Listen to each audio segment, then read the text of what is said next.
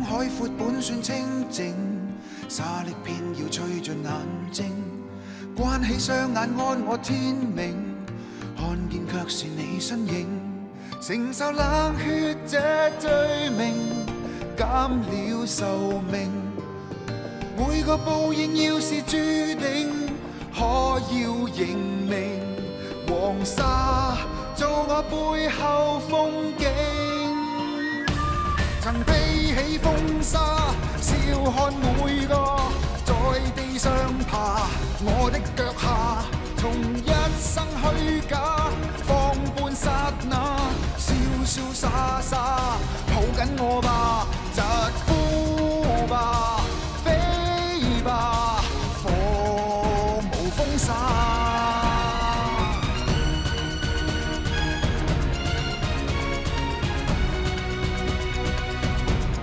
想要留下說多句夢話，門外卻是我天下。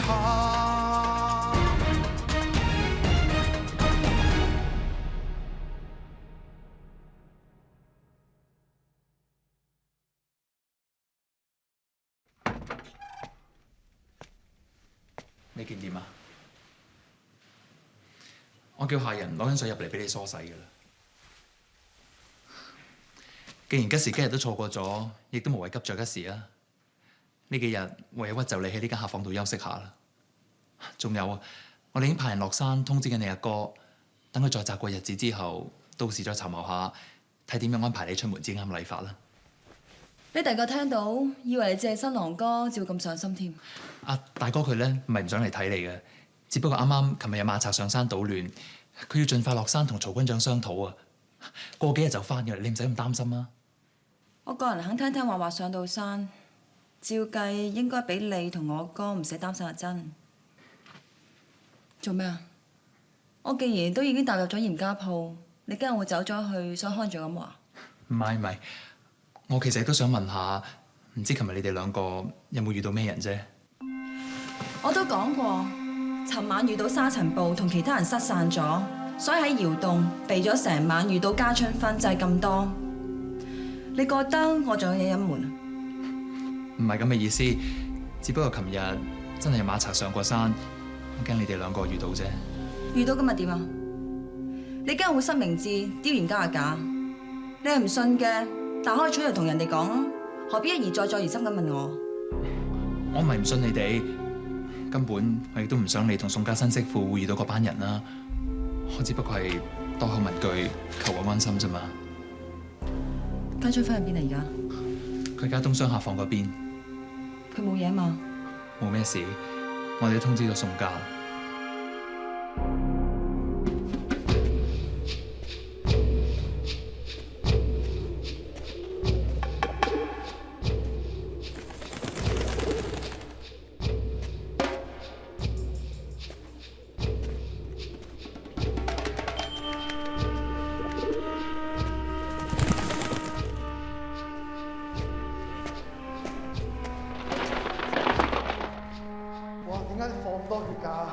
呢幾袋貨啊，淨係得頭先嗰兩個女人坐過上去啫嘛，佢哋自己流咁多血，佢哋自己唔知嘅咩？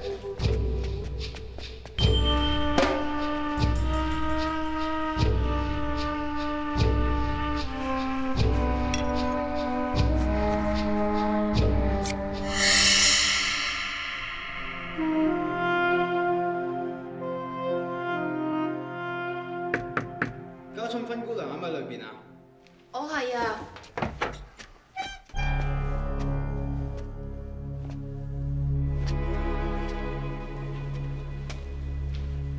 你就係家春芬？呢位大少奶，你揾我有事啊？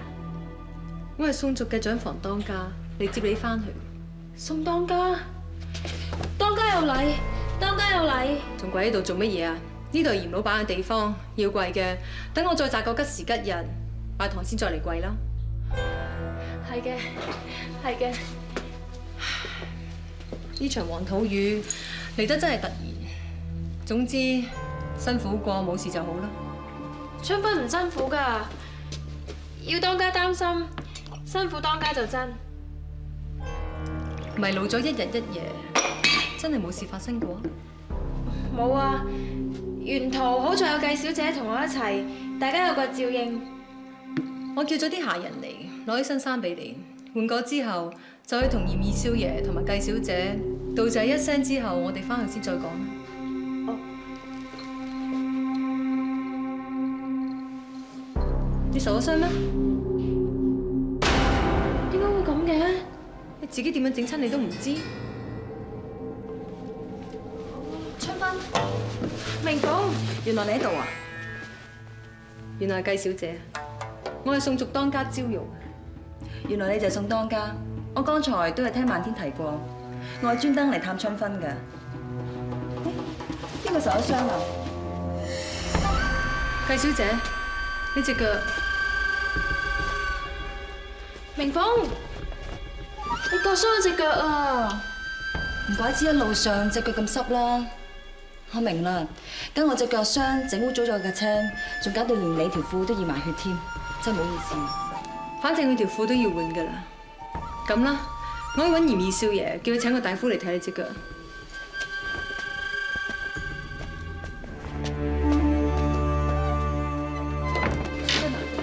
頭先冇俾你當間發現點解你條褲有血跡啊嘛？你就係怕佢知，所以你嚟㗎？咁你隻腳你自己整㗎？是非得意，皮外傷嚟啫。明鳳啊，點解你要為咗我咁做啫？我哋斷唔可以因為啲血跡而俾佢哋追問我哋琴日發生過啲咩事㗎。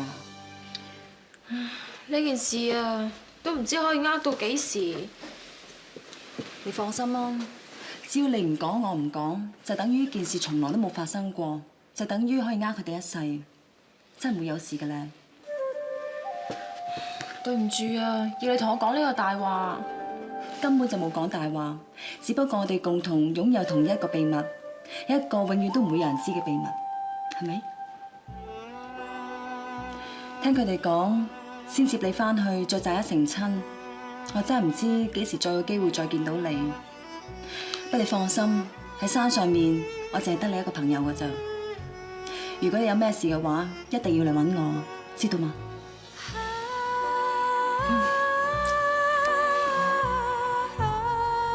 喬老依班人今次並唔係傾巢而出，從佢哋喺斬馬溪紮營留低嘅痕跡嚟睇，頂多都係20-30人啫。所以所謂夜襲吉慶堂，都只係聲東擊西，目的都係想趁老闆你娶媳婦嚟老人勒索。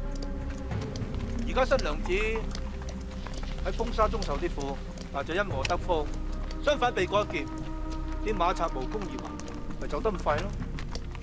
啲馬賊走得快，曹軍長亦都唔使煩惱去圍剿對抗，亦唔使死傷人手。其實對軍長嚟講，何嘗又唔係福氣好彩啊？呢度係西北，唔係省城大事。我哋帶兵嘅人死一個就少一個，所以就去招兵買馬，但係着都係錢。曹軍長嘅說話我完全明白。我哋做生意嘅現買現賣，只要曹軍長你盡快幫我捉到喬老二呢個臭王八，我一定會有好處俾各位官爺。唔通我仲怕嚴老闆怠慢我咩？總之捉賊剿匪嘅係我份內事，老闆你放心。係啦，我上次同你提過嗰單生意買賣，唔知點啦。私幫生意嘅事，請恕嚴某實在冇興趣。更何況私製槍炮彈藥，亦都唔見得咩一本萬利。我哋勸軍長，你唔好插手，俾啲心機捉馬賊就好。好，遲啲再講一樣嘅啫。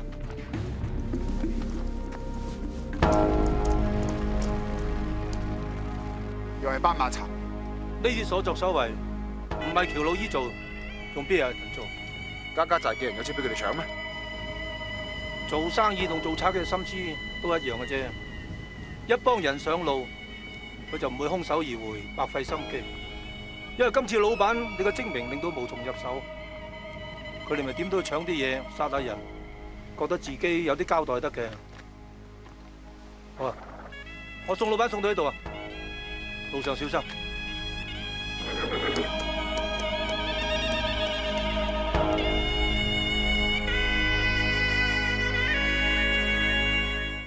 喺華達福間藥鋪嗰度，我聽人哋講，山下邊好多地方都被挖賊搶掠過，死咗好多人。佢哋而家連軍隊都唔放在眼內，真係無法無天。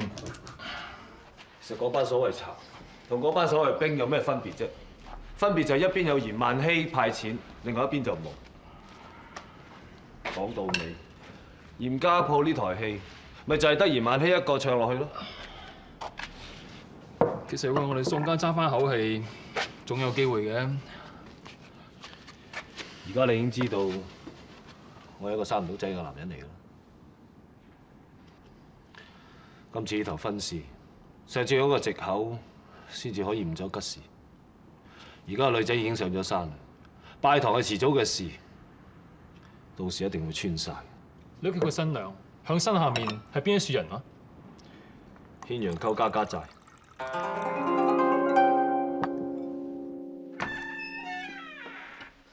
唞過下，見冇咁攰啦嘛。好好多啦。係咪當家要見我啊？見你？唔係啊。點解你要咁問嘅？我知道我誤咗時辰，誤咗日子，但我都上咗山咯。我想睇下當家係咪有啲咩打算啫嘛。放心啦，佢哋自然會擇個日子拉你去拜堂。亦正因為你未算正式入門，呢幾日冇咩事，你就暫時留喺房入邊。一日兩餐，我哋自不然會攞入嚟俾你。真係麻煩晒你啊！係咧，大姐啊，同你傾咗咁耐都唔知你叫咩名添。你喺度做工做咗好耐啦。我入咗嚟宋家20幾年。哇，咁你咪好細個入嚟做妹仔咯？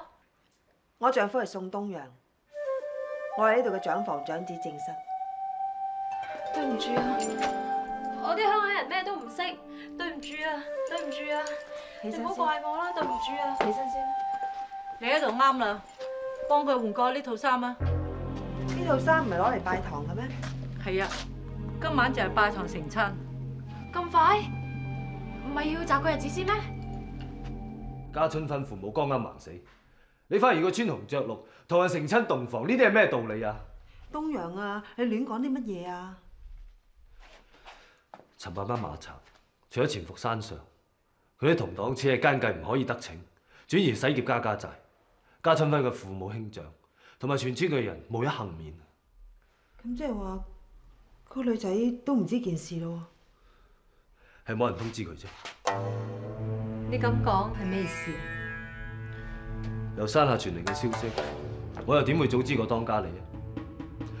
二娘，你急於叫我翻嚟拜堂，無非都係怕我知道呢件事會夜長夢多啫。你點可以同長輩講呢啲説話㗎？如果當家一早知道山下邊嘅事，佢又點會唔知避忌啊？呢啲人情世故、道德倫常嘅規矩，佢比你清楚得多。佢一心為咗宋家有後，撲心撲命為你到處奔走，家下禍不單行，只係人算不如天算，你點可以怪二娘啊？夠啦，就當我呢個做仔嘅，今日所講嘅説話魯莽咗。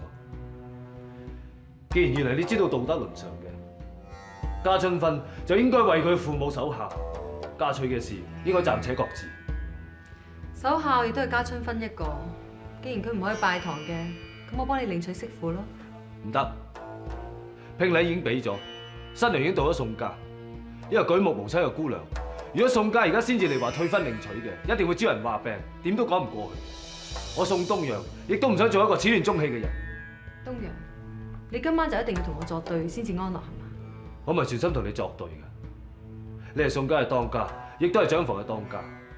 如果你處事有不當嘅，就會引來族人嘅説話，咁對長房都無益嘅。我東陽都係為咗呢個家㗎啫。好啊，難得你咁為呢一頭家，咁就俾春芬留喺度守孝。1年之後，我先再幫你籌謀呢一頭婚事。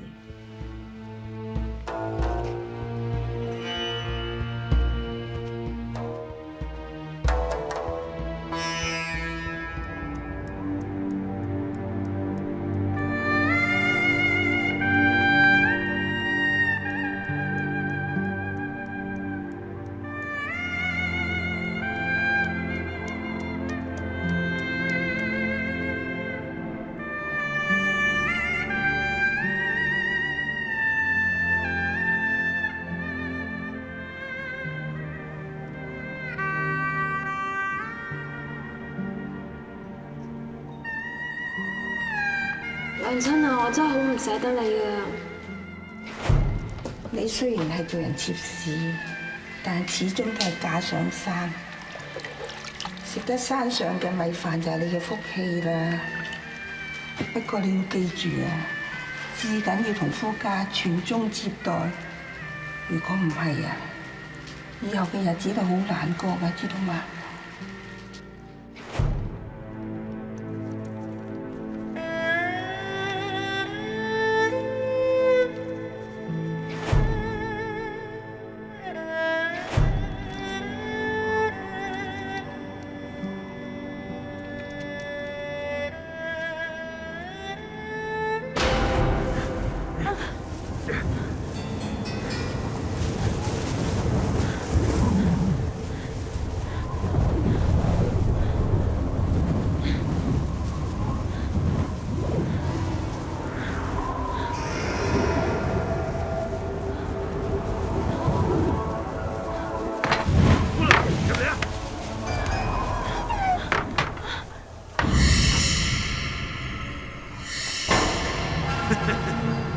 老天爺真係對我不薄，一次過俾我遇到兩個咁靚嘅姑娘。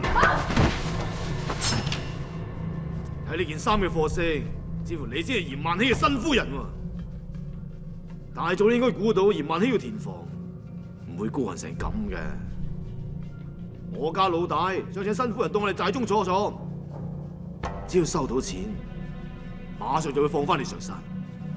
老人落索，你就馬賊。唔好講得咁難聽，係兵係賊，睇你企喺邊邊啫。仲要對你嚟講，你唔使擔心啊，你實有機會洞房嘅。我哋唔依時上到山，佢哋一定會落嚟揾我哋。我哋僑老呢一幫人做事，會唔會咁魯莽啊？我哋算好日子，識得今日落手，你認為我哋就會有得山上邊人今晚得閒落嚟揾你哋咩？你要嘅目標都係我啫，放咗佢啊！放咗佢，嘥唔嘥啲啊？呢位姑娘要嫁上山嘅都係普通人家，你哋都唔可以喺佢身上攞到咩着數。你哋嘅目標係乜嘢？我好清楚。你而家心入邊諗緊啲乜嘢，我都明白。如果要我同你哋合作嘅話，你就唔應該留佢喺度，要我丟人現眼。況且你都需要一個人幫你傳話。好，算你好彩。走，同嚴萬禧講，佢嘅新娘喺我哋喬老姨手上，我哋會有專函奉上，叫佢準備定銀兩啊！太姑娘，走啦，走啊，快啲走啊！你以後仲要嫁人㗎，唔好理我啦！走啦，快啲走啊！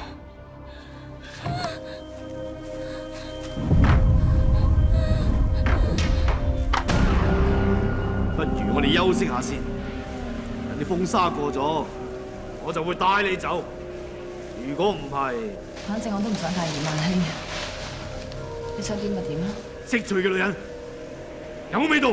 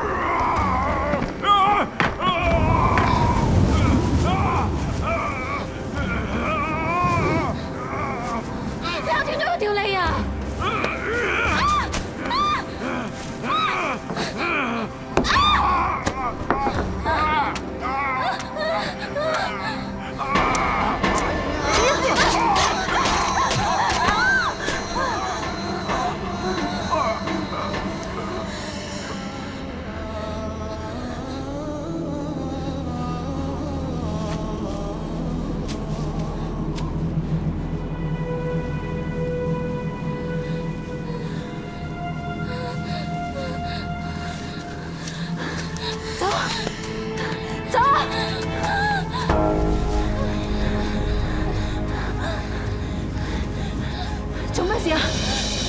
仲唔走？你支針啦，唔好理啊！走啦，出返！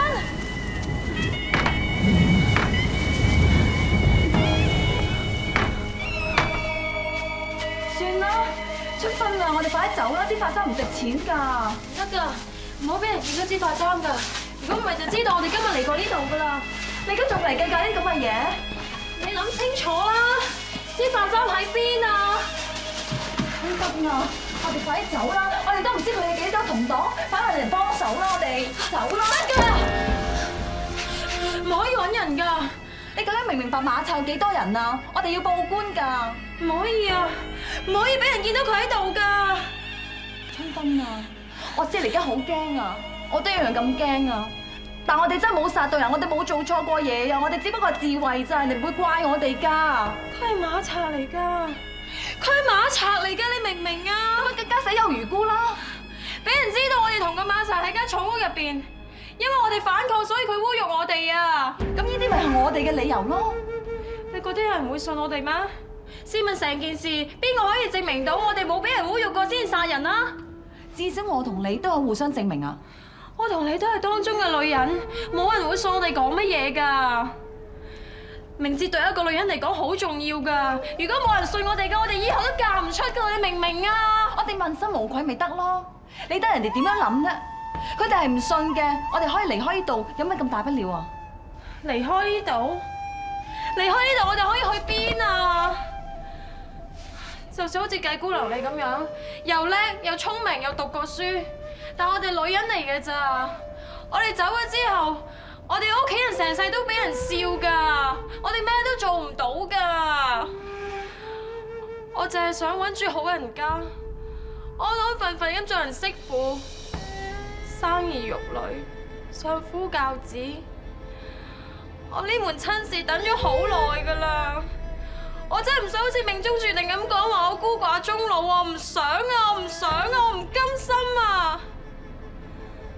你唔好咁啦，唔可以俾人知噶，唔可以俾人知噶。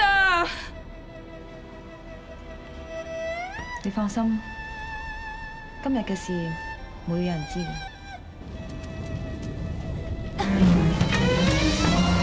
走啦！快啲！喺我哋一生人裏面，就當今日咩都冇發生過，唔會有人知㗎。就算喺我哋自己心入邊，都要當冇發生過。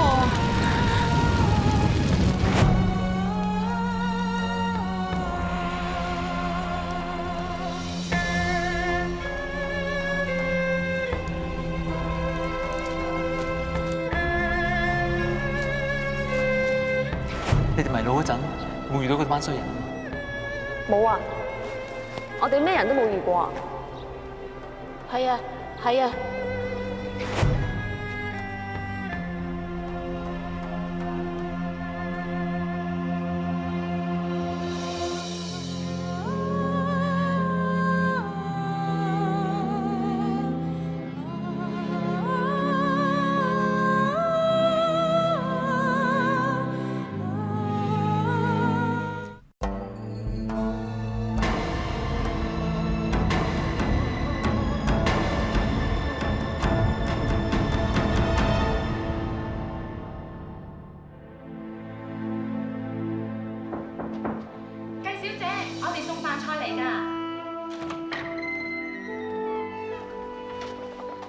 今餐啲餸菜，二少叫廚房加咗辣，二少話咁樣可能會啱小姐嘅口味喎。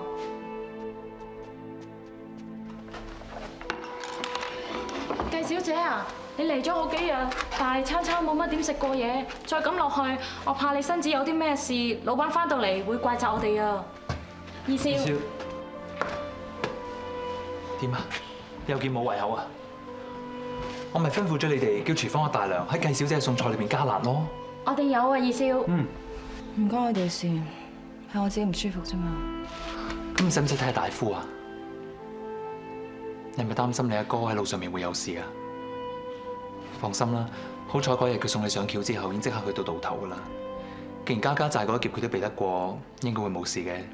可能今年到咗西安噶啦。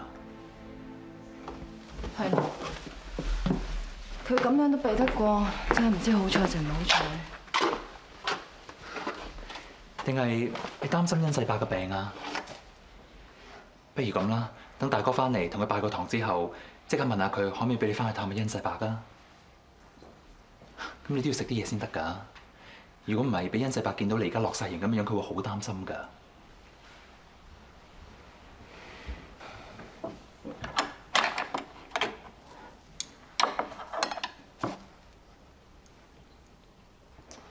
如果你真係冇胃口嘅話，我叫廚房整啲水餃過嚟啦。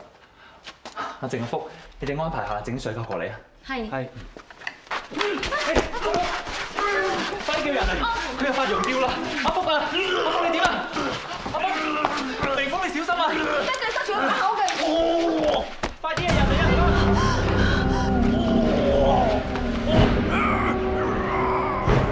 阿福，阿福，快啲啊！人嚟啊！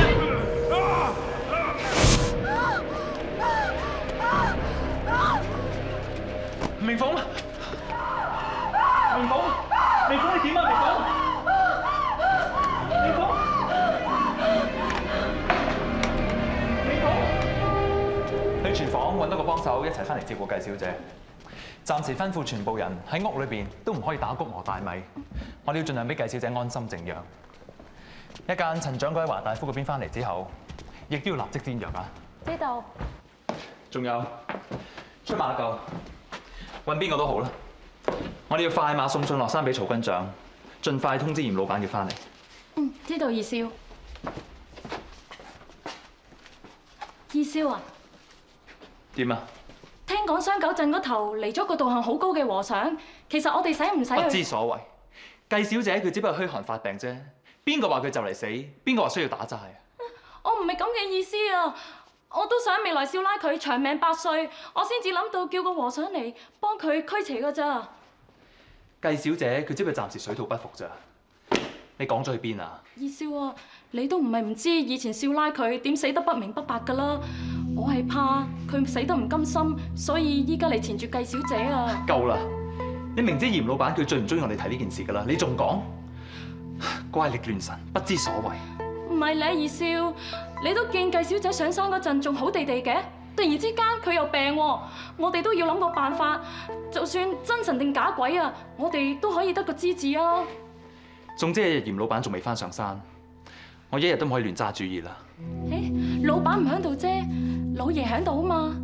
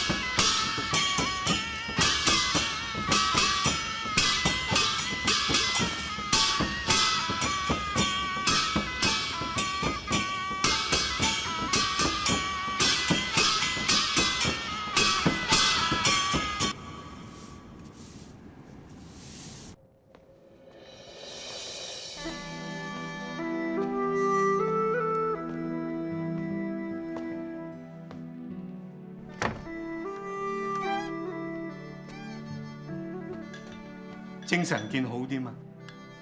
老爺，唔好起身，你身體唔舒服，又啱啱操勞去轉九曲，你攰㗎啦，挨喺度休息下啦。使人去工場嗰度通知二少爺，話小姐已經醒返。係老爺。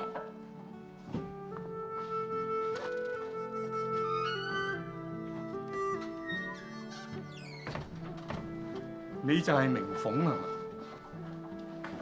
係啊，老爺。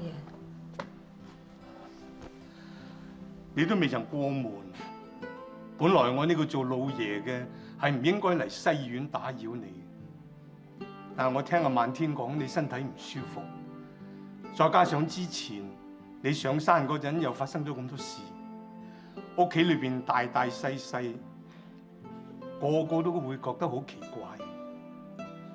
萬希呢兩日又唔喺山，咁我呢個做老爺嘅都冇法子唔出嚟揸翻一次主意。多謝老爺關心，我諗我多數都係水土不服啫。如果你問我，我都會係咁樣講。但係已經咁多人講閒話，咁當係安撫鬼魂又好，心安理得又好。轉九曲喺山上人嘅意思，本來都只係祈福，做多啲都冇妨嘅。老爺，頭先你所指嘅鬼魂其實係咩回事啊？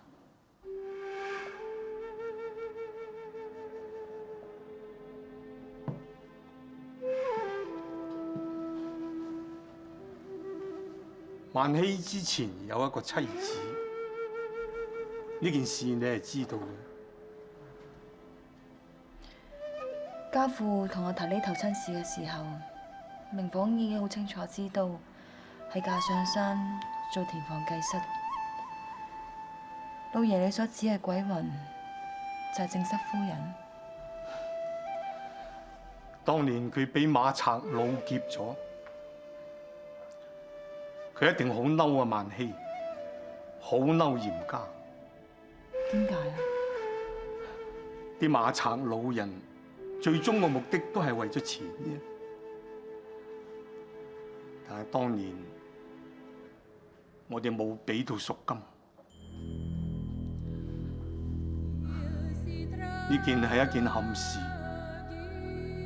每一次提起，每一次都有人感覺到唔安樂。但係萬禧係嚴家鋪嘅老闆，亦都係嚴家宗族嘅族長，佢點可以向啲馬賊屈服呢？咁結果呢？正室夫人俾馬賊殺咗，冇人知道。不過死可能係佢最好嘅收場。點會啊？正所謂留得青山在，一個捐好嘅女人，俾馬賊擄咗去，就算最後有冇俾人贖翻都好，我恐怕佢都一定俾人蹂躪過。一個女人失去咗名節，留得翻條命，都一定比死更加難受。呢個係道理，亦都係事實。不過都過咗咁多年，如果呢個女人真係有咩冤氣，我希望佢就報喺我呢副老骨頭嘅身上。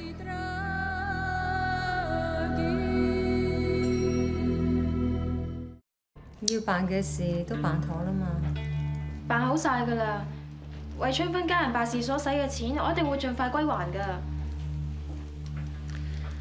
唐梅嗰陣聽啲人講，你好似讀過下書㗎係嘛？只係讀過1年，淨係識刀手人口、天地牛羊幾隻字，其他都唔記得晒啦，都唔算讀過書。咁即係有家教啦。知書識物，做人就曉得客氣，但稍為太過講説話就好似相反㗎啦。雖然你今趟上山係禍不單行，唔能夠同東陽成親，但人前人後，你都仲係我哋宋家嘅媳婦。既然都係一家人，咁以後無論你外家係白事定紅事，一切自然有我呢個當家為你擔帶。若然你都仲要口口聲聲話要還錢啊，咁唔該你即刻離開我哋宋家呢度門啦。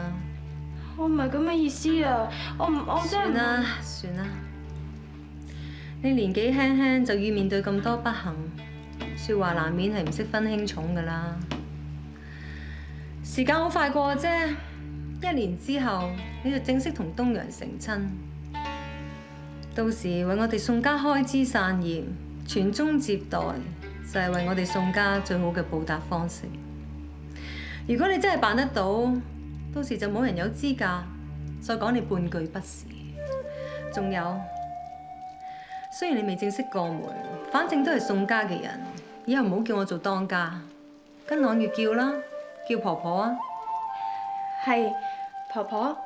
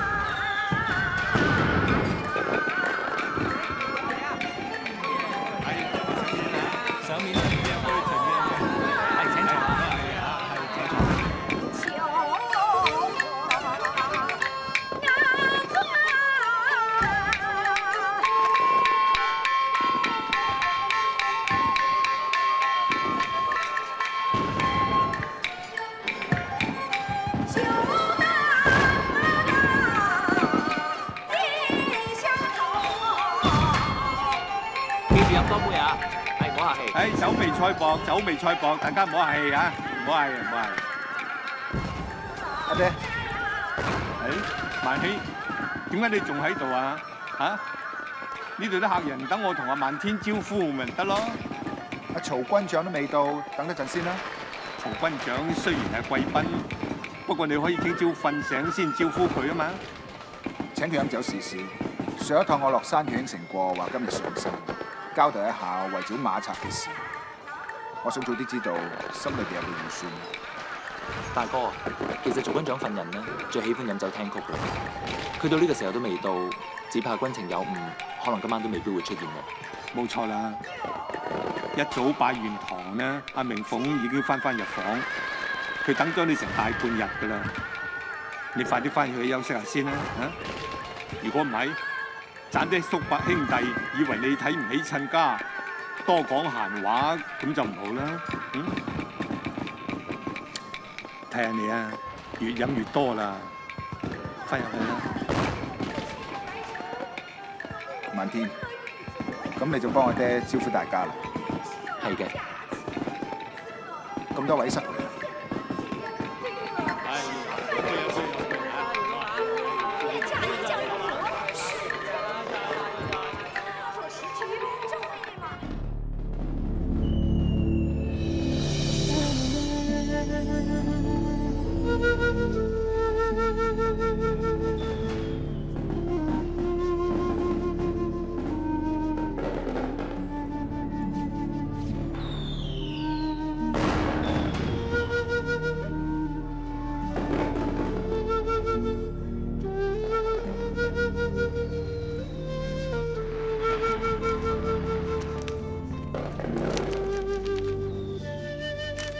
又係帳簿，俗不可耐。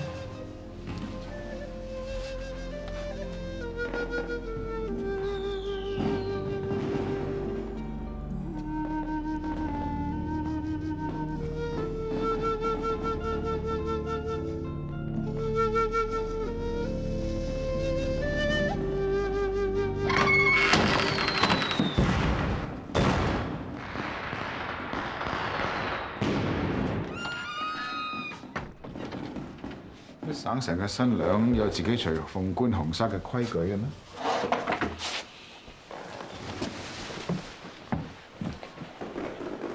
無謂多此一舉啦，你個樣我已經睇過啦。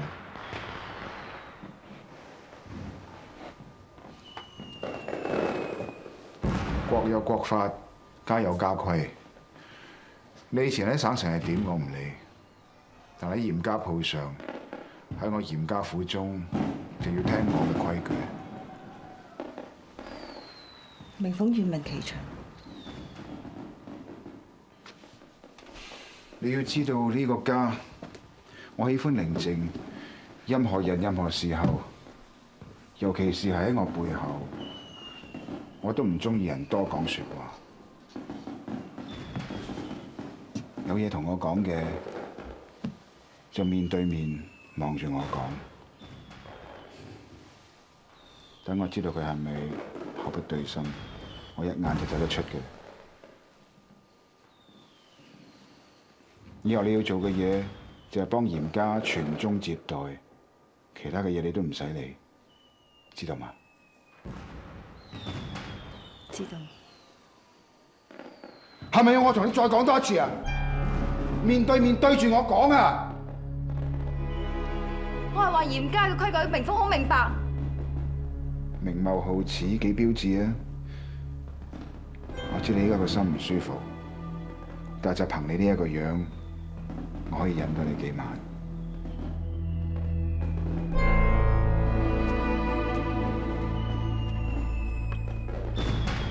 我知道我已經係嚟嚴家嘅人，我亦都唔可以有啲咩苛求。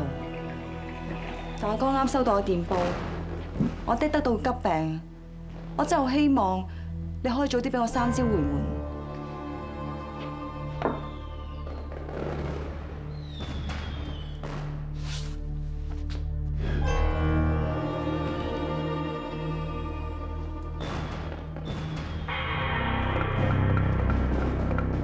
我哋休息啦。你做咩？你去邊啊？夠啦！去嚴家鋪，女人係咪連少少要求都唔可以有啊？我知你嫌萬氣，只不過想搵個人幫你生仔。我介意明鳳，既然已經嫁到上山嘅，都唔會同你介意呢啲嘢。但我哋始終都係夫妻，我唔要求我哋有咩感情，我只不過要求我哋之間多啲了解。但一啲你都唔會顧及我嘅感受。你喺我嚴萬希面前講咩自己感受？你只不過係你阿哥賣上山嘅一件貨咋，蘇兄！